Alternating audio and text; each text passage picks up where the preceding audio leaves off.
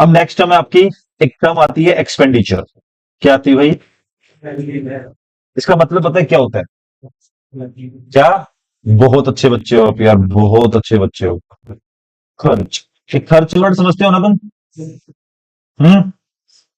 हम घर में खर्चे करते हैं ना, हमारे घर के खर्चे होते हैं ना। आपने कभी ध्यान दिया घर पे जो खर्चे होते हैं उनका नेचर क्या? कभी ध्यान दिया आपने? ऑब्जर्व किया? मैं कर रहा हूं ऑब्जर्व आपको। घर पे ना दो टाइप के खर्चे होते हैं। बड़े सारे बच्चे बड़े ध्यान से सुनेंगे। घर पे ना दो टाइप के खर्चे होते हैं, अगर आपने ध्यान दिया हो तो। एक खर्चा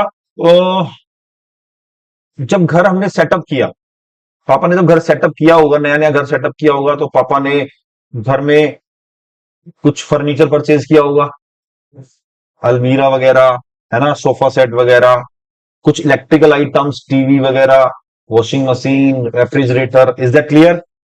है ना? ओके। अच्छा पापा, ये खर्चे हर महीने करने वाले हैं क्या? नहीं, ये खर्चे वन टाइम खर्चे होते हैं, लंबे टाइम तक खर्चे होते हैं ना। घर चलाने के लिए पापा ने एक तो खर्चा किया, एक तो स्टार्टिंग में जो खर्चा होता है, बड़े खर्चे जिसका बेनिफिट लंबे टाइम तक मिलता है आपको ना। और कुछ खर्चे होते हैं जो रेगुलर हर महीने करने पड़ते हैं। राशन का खर्चा, स्कूल की फीस, ट्यूशन की फीस, क्या भाई, electricity bill, water bill, phone का रिचार्ज, और बोलो और बोलो, वाईफाई बिल, पेट्रोल। बहुत बढ़िया, सुपर, बड़ा मजा आ रहा है यार। ऐसे एक चीज बोलूं दोस्त, मैं आपको वादा करता हूं, मुझे ये इंटरेक्शन चाहिए आपसे। आपकी क्लास सुपर डुपर हिट बन जाएगी अगर आप ऐसे बोलोगे। अगर चुपचाप बैठ के रहोगे ना, आपको रियल में मजा नहीं आएगा। अब बोलो, आप बोलते जाओ, आप सीख के जाओगे, मेरी गारंटी है। हाँ भाई, चलो। ये सारे खर्चे, ये रेगुलर खर्चे हैं। तो खर्चों की ना दो कैटेगरी होती है।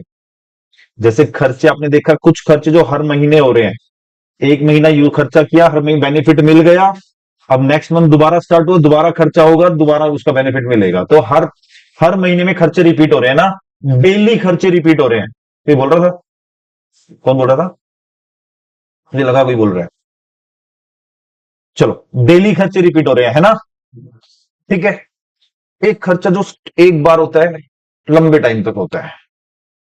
अच्छा, ऐसा थोड़ी ना है, घर सेटअप हुआ तो तभी खर्चा होगा भाई। फ्रिज खराब हो चुका, नया फ्रिज आएगा, क्या हर महीने आना स्टार्ट होगा? लंबे टाइम तक, है ना, चलेगा वो। तो घर चलाने के लिए एक तो कुछ खर्चे ऐसे होते हैं जो रेगुलर खर्चे होते हैं, खर्चे होते हैं जो एक बार हो गए, लंबे टाइम तक बेनिफिट देंगे। छोटे बेनिफिट वाले खर्चे, और ऐसे ही बिजनेस में भी होता है। बिजनेस में भी एक्सपेंडिचर को दो कैटेगरी में डिवाइड किया जाता है दोस्तों। एक होता है आपका कैपिटल एक्सपेंडिचर,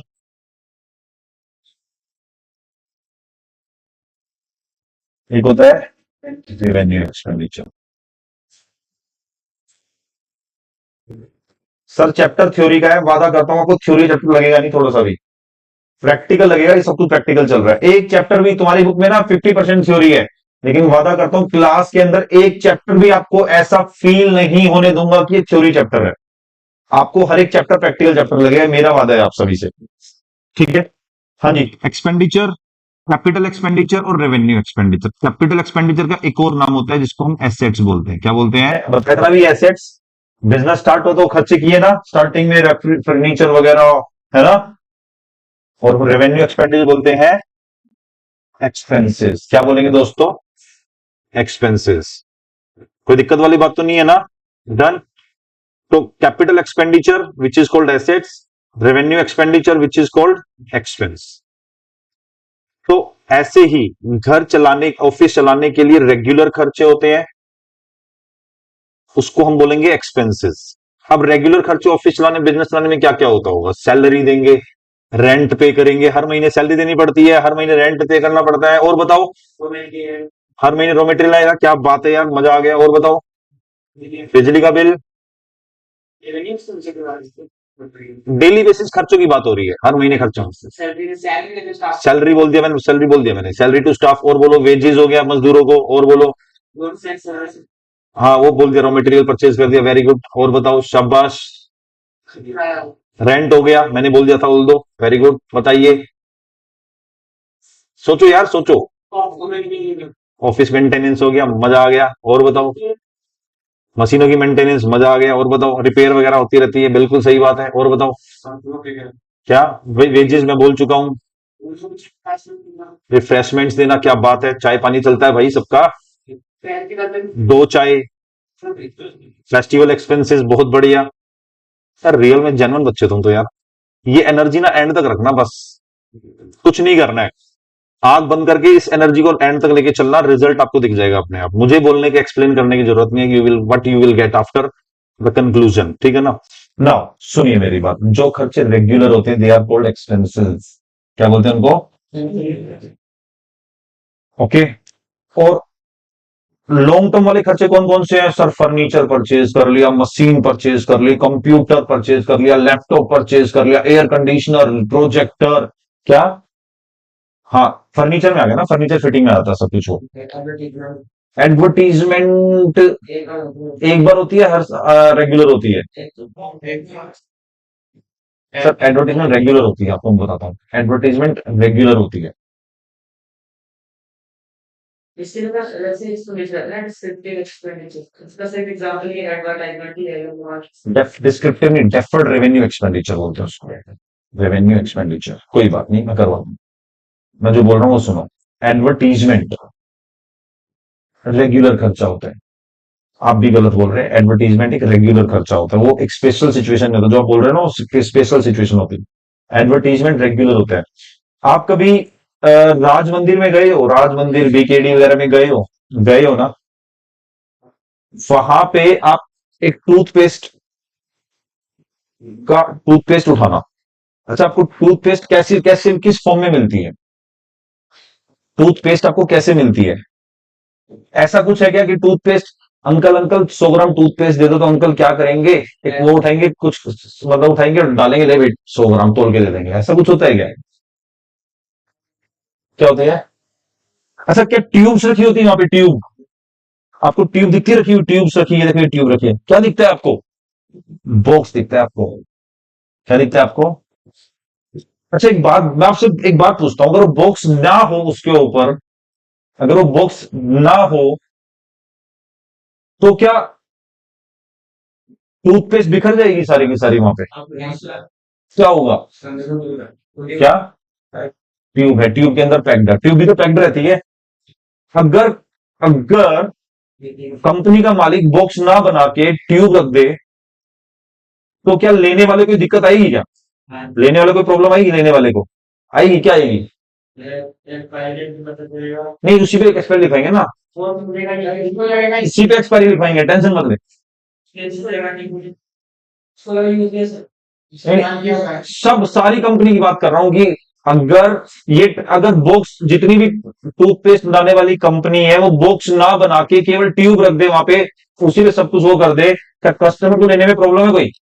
मैं ये पूछ रहा हूं आपसे। अगर सारी कंपनी, अगर ये चलन हो, तो यार जब जो चीज ट्यूब में काम चल जाए, यार मैं बेवकूफ हूं? मैं मेरा बिजनेस सपोज करो, मेरे को पता है कि एक एक ट्यूब को पैक करने का, बॉक्सिंग करने का खर्चा 2 रुपए आता है। उसका बॉक्स बनाने में 2 रुपए खर्चा आता है भाई। अगर मैं अगर मैं साल में 1 करोड़ में टूथपेस्ट बेचता हूं, ट्यूब बेचता हूं, तो कितनी होगी भाई? 2 करोड़ रुपए फर्क कम होते हैं क्या? कंपनी पागल है, 2 करोड़ रुपए लगा रही है। कंपनी को पता है कि अगर इस बॉक्स को ना लगाए ना, और उसको अच्छे से पैक, उसको बढ़िया, जो उसका जो ट्यूब का ढक्कन है उसको अच्छे से पैक कर दे, बढ़िया तरीके से उसको पैक सील कर दे, और सील होता भी है अच्छे से वो, तो कोई दिक्कत नहीं है कस्टमर को लेने में। फिर भी 2 करोड़ एक्स्ट्रा क्यों लगा रही है कंपनी? बताओगे आप क्यों लगा रही है? ताकि उसका प्रोडक्ट खूबसूरत दिखे, ताकि उसका उसका प्रोडक्ट क्या दिखे, और लोगों को अपनी तरफ अट्रैक्ट करे। अट्रैक्ट अट्रैक्ट मतलब कस्टमर को अट्रैक्ट करने के लिए। अट्रैक्शन का मोटिव क्या होता है? एडवर्टीजमेंट या यूज? बताओ ना, उस बॉक्स का क्या मोटिव है? कि ताकि लोग ज्यादा खरीदे, ये मोटिव है, या कि लोग यूज करें टूथपेस्ट को? जल्दी बताओ। ज्यादा खरीदे। भाई यूज करने की ट्यूब है ना, तो इसका मतलब क्या है? एडवर्टीजमेंट रेगुलर बेसिस पे हो रही है, नहीं हो रही है? क्या एक बार एडवर्टीजमेंट होगी? नहीं सर, एडवर्टीजमेंट रेगुलर बेसिस पे होती है। तो एडवर्टीजमेंट क्या है, एसेट या एक्सपेंस? जल्दी बताएं। एसेट बोल रहे हो, रेगुलर बेसिस पे होती है एक्सपेंस। तो देखो मैं आपको थोड़ा सा बताता हूं।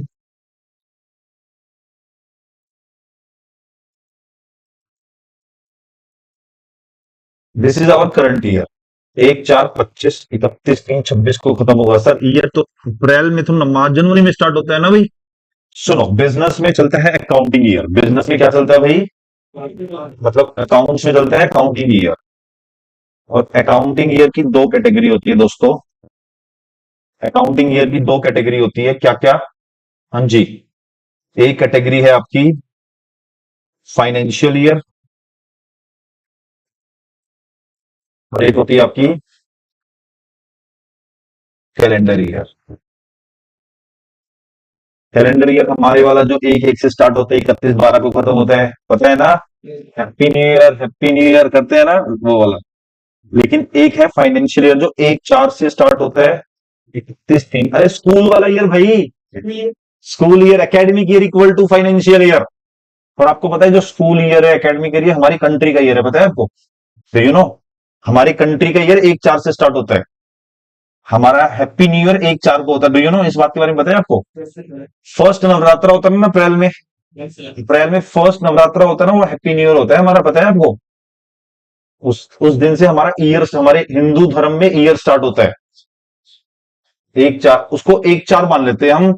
इसको सिंक्रोनाइज करने के लिए, अब नवरात्रा तो 3/4 को, 3 अप्रैल को भी हो सकता है पहला, 7 अप्रैल को हो सकता है, तो उसको सिंक्रोनाइज करने के लिए राउंड ऑफ कर देते हैं और 1 तारीख को मान लेते हैं। तो this is our financial year.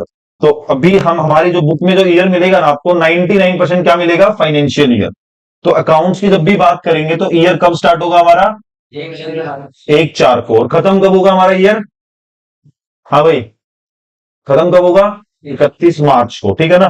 तो 1/4/25 को हमारा ईयर स्टार्ट हुआ, 31/3/26 को हमारा ईयर खत्म होगा, ठीक है ना?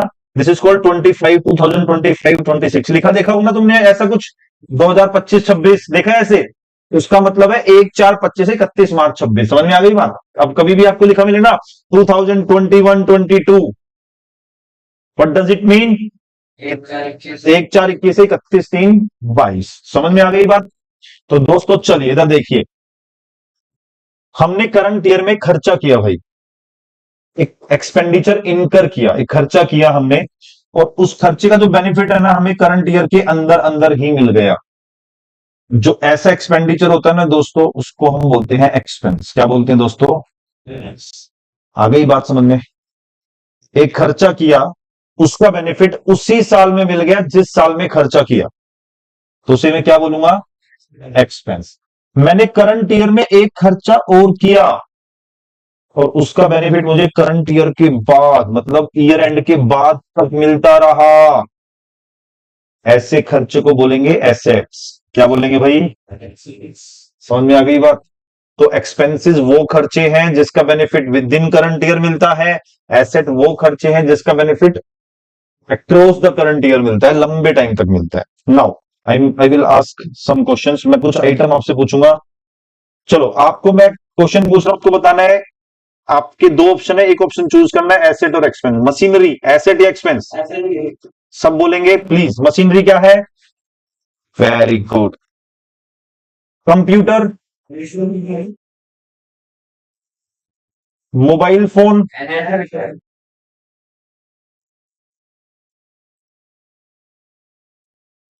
रेंट पेड किया है, रेंट पे किया है। रेंट क्या है? कंफ्यूज हो? एक्सपेंस है। सैलरी, स्टेशनरी परचेज किया है, स्टेशनरी, पेन पेंसिल रजिस्टर वगैरह, expense stationery. Super. Electricity bill, air conditioner,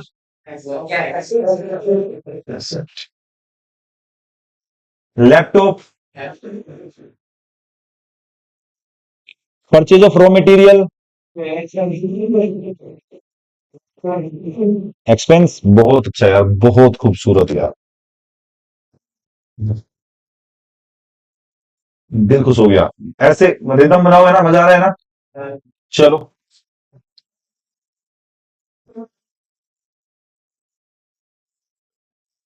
cash क्या है, कैश? कैश। चलो, इस मैं कैश की बात बाद में करूंगा, छोड़ो, अभी कोई जरूरत नहीं, आप थोड़ा सा कंफ्यूज हो जाओगे, रहने दो। इसके अलावा बिल्डिंग क्या है? ओके।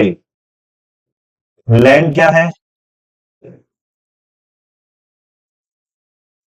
प्लांट क्या है, प्लांट? एटसेट्रा। ठीक है। इंटरनेट बिल क्या है?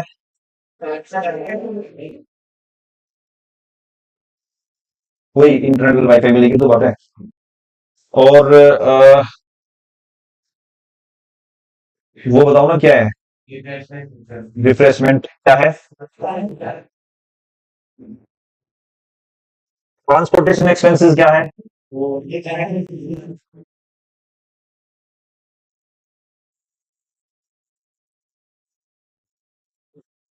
एटसेट्रा। हो तो गया raw material, purchase of raw material.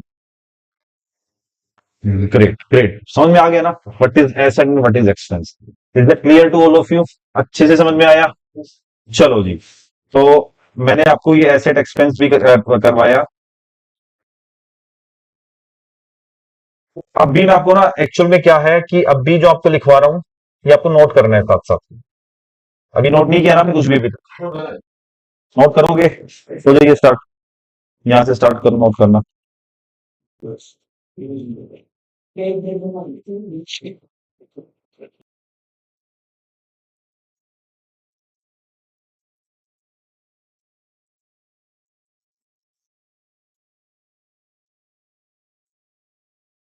हो गया?